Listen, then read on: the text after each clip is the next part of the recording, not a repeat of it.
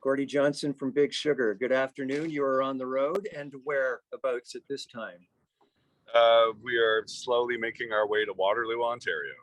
Okay, and the weather there is not ideal, I guess, eh?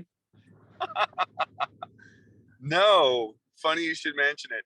It was 80 degrees, fat, juicy, warm Fahrenheit degrees when I left home in Austin, Texas. So you know how much I love playing for Canadians? This much. Good for you. Tonight is the second of 9 straight nights, is it? That's correct. So approaching a Canadian winter, a little bit risky doing consecutive nights, maybe? It'll do, man. There's no drive too far to go in and put on a show. It's, you know, we're warriors that way. Tough and grizzled. Hardy Canadian boys. Or boy, as it were. There's only one. Why solo shows right now? Right. It's been 2 years since we did any kind of shows. It's pretty risky, and I got to say, I applaud the promoters for even taking a chance on putting on live shows. I mean, we've had an amazing response so far, but I think people are just now getting used to the idea of leaving the house to go to live shows. I know there's a lot of protocols in place that people need to adhere to, and the folks that are braving all this and the weather to come out to a show, you know, I applaud everyone for their efforts there. And it's a big risk still, you know, to put an entire band. I got guys who live in different countries and different provinces and states, and to fly everybody and all the equipment and get all that in place. And we really, you know, we really don't know if by the end of the tour, are they going to lock Ontario down again? We don't know. You know, nobody knows that in advance. So it's a bit of a risk. And this gives me a chance to sit, reflect, play songs out of my songbook that I wouldn't play with a band. You know, I've written a lot of songs for other artists over the years that I'm very proud of. And this gives me a chance to sit there and sing them for people. They're not Big Sugar songs, but they are songs that I wrote. So it's a unique opportunity for me to share with my audience.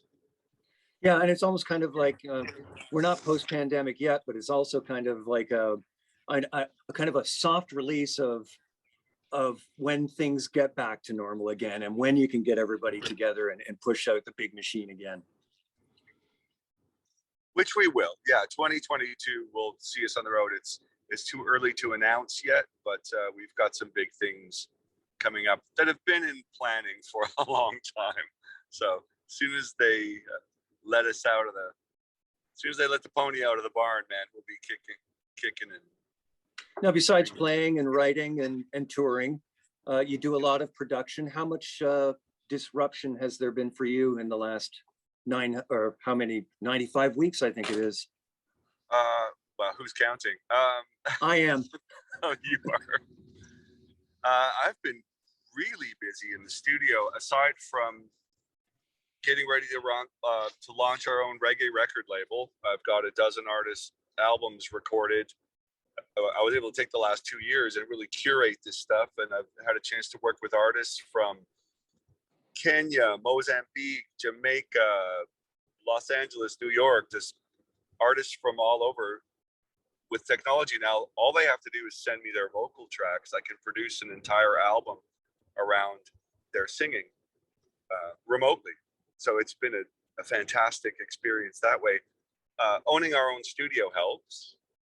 We have our own audio and video production spots on our property, so I can crank out videos. I've done videos for other artists as well as ourselves, and yeah, I've been producer guy for 2 years solidly. Where do you mine all this diverse talent from? How does it get to you? Or do you go looking, or do they find you? Some of our artists are well-known, established people from like the classic reggae era. People like Dennis Al Capone and General Smiley and Leroy Sibbles. There are artists like that. Other artists, some of them I have honestly have just found like on YouTube, we'll see a video of somebody who's really amazing, like Binti Africa from Kenya. I saw one video of hers and thought, oh man, I gotta work with this lady. And we just, on WhatsApp or Instagram Messenger, the way it works, you can just reach out to somebody, and she checked us out, was keen to do something with Big Sugar. So we were able to collaborate with an artist in Africa that we'd never have otherwise encountered. Now, if you're doing remote recording sessions with somebody from Africa, is there a problem with technology and limited bandwidth? In some countries, it might be a little behind the curve. No, the way recording technology is now, the tracks I've got from Mozambique and Kenya are every bit as up. Their technology is as up to date as what I've got. And in Jamaica, even more so. Like, the recording culture in Jamaica is so advanced. They've been into recording music so well for so long. When I worked with Toots Hibbert, they would send me tracks, and this is something only a recording engineer could appreciate. But when we opened the session, you download the files and open the session, and it was so elegantly laid out, and the tracks were so perfectly recorded. Oh, look at those wave files. Ooh, juicy, Where did your affection for roots music come from, and particularly Caribbean roots music? Well, specifically Jamaican and Trinidadian music, that came from my years living in Toronto. I lived just off of Kensington Market. I lived up at Eglinton and Oakwood. I lived in the West Indian neighborhoods when I lived in Toronto. And so I was just exposed to the food, the culture, the music, the language. I got an ear for being able to understand and speak Jamaican patois and be able to hear the difference. I could nearly tell you, if you gave me 4 guys in a room, I could tell you which island each one was from. Just from living in Toronto, you get to know the difference between someone who's from, Trinidad versus Jamaica. I can tell the difference from across the street. When was your first visit to Trinidad and or Jamaica? I went to Jamaica in the 80s. Mm-hmm. So I've understood that culture for a long time. This, like I said, just, when you play music for a living, back in those days in Toronto, I encountered all styles of music. In the course of 1 week, I would do a rockabilly gig, a blues gig, a jazz gig, a calypso gig, a reggae gig.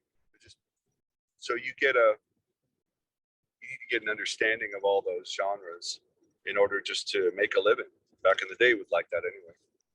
And it gives you a much deeper, broader voice when you apply it to your own work. Well, I love the recording techniques employed in reggae music as well. Like I said, Jamaica, they have perfected the art of recording. Like, from back in the 1960s, they were already meticulously approaching recording techniques. So I've had a very deep respect for that and studied it intently so that I can apply that. Even if we're not playing reggae, I still employ those kind of recording techniques that I learned from Jamaican guys. So tell me the story why the hi-hat on an old Jamaican reggae record sounded so like it was coming out of a transistor radio. There's a reason for that, isn't there? The way I had it described to me, a good hi-hat sound should sound like you're at the barber. They call it barber snips. They want to hear barber snips. It's like the scissors cutting your sideburns in your ear. That is a hi-hat. Yes, man, that is hi-hat. Like, all right. So when you put it to me like that, I know what I need to do to get that barber snips. Do you know Headley Jones? I have met Headley Jones back in the day. I met Headley, yeah. Because his father, if my memory serves me correctly, owned one of the first studios in Kingston and might have been the first person to record Bob Marley. Well, a lot of the great architects of reggae music at one time or another lived in Toronto. Hmm. So you could, you were able to encounter these guys and work with them at close quarters a lot. I mean, especially in the 70s and 80s. That's a little before my time, but Jackie Mitu and Willie Williams, people like that, man, they all lived and were recording in Toronto. A lot of great Jamaican records that came out. Some of the tracks, vocalist people would be recorded in Toronto, and then they'd send the tape to Jamaica. Hmm. You mentioned living in Toronto. I know where you are now, but it all started in Winnipeg. You moved to Windsor, and you moved to Medicine Hat. Then you moved to Toronto for the first time, and now you're in Austin, Texas, a place that's been on my bucket list for God knows how long. What drew you to the state capital? I guess the same thing that's encouraged my journey in other parts of my life, but music and culture.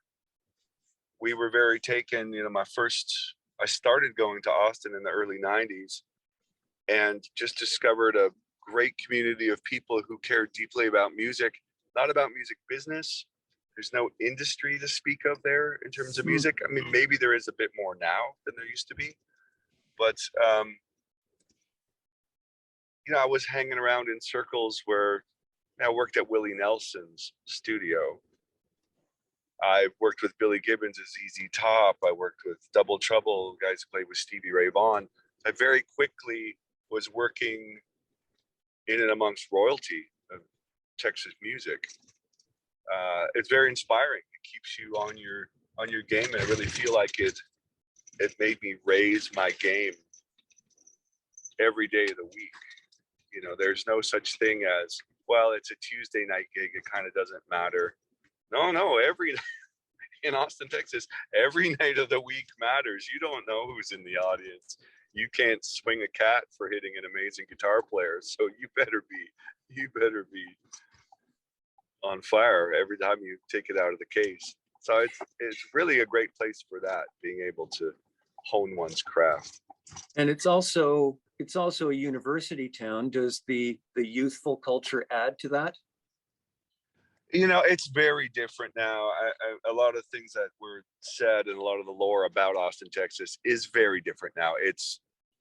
It's really become a high-tech, high paycheck town.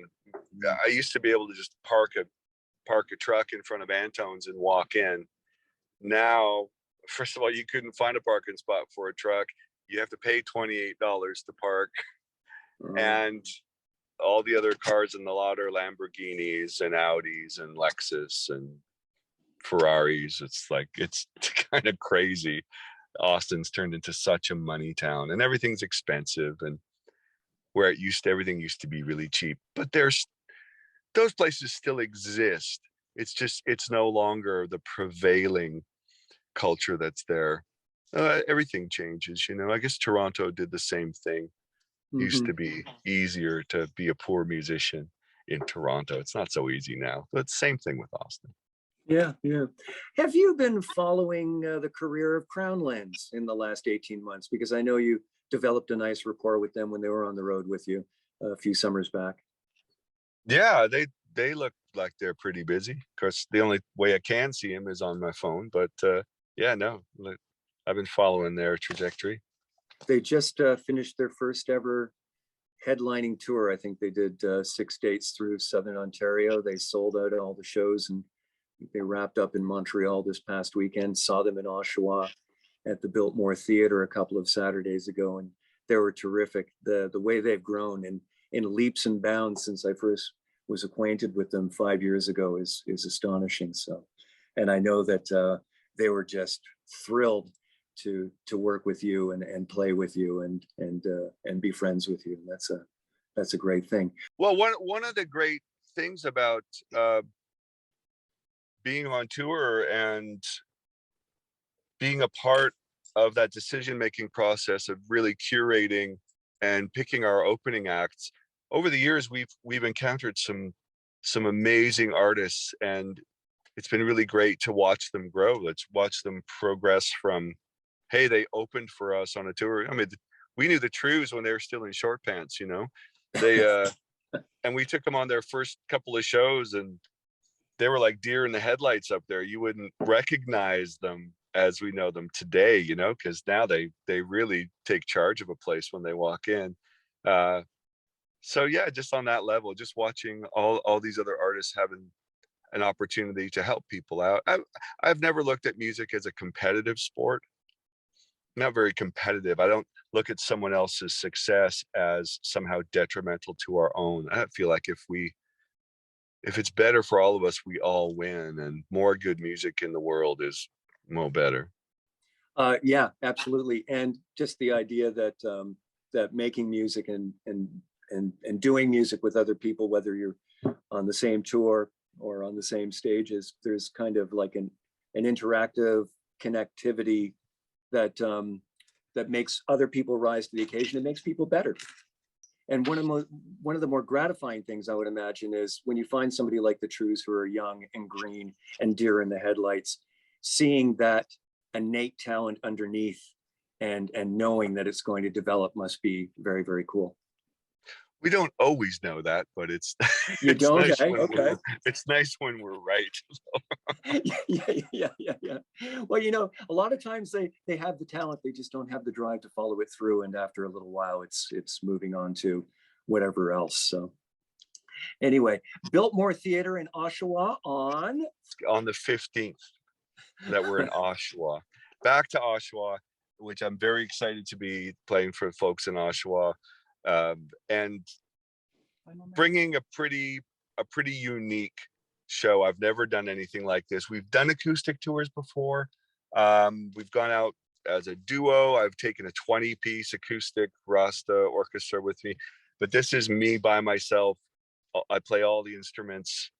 I tell all the jokes, tell all the stories, sing all the songs. Like I said earlier, I get to sing a lot of material that I won't do with Big Sugar, stuff that I've written for the Trues and other artists over the years, Ricky Paquette, and I get to play songs that have inspired me to create Big Sugar, and it's a really unique look at my songbook. and does it make you just a little bit nervous? Man, it's been a long time since I was nervous. Good one and great way to end it. Gordie Johnson, Big Sugar, the Rock Zoom Room. We will see you play at the Builtmore in Oshawa as well. So look forward to seeing you there. And thanks so much for joining us.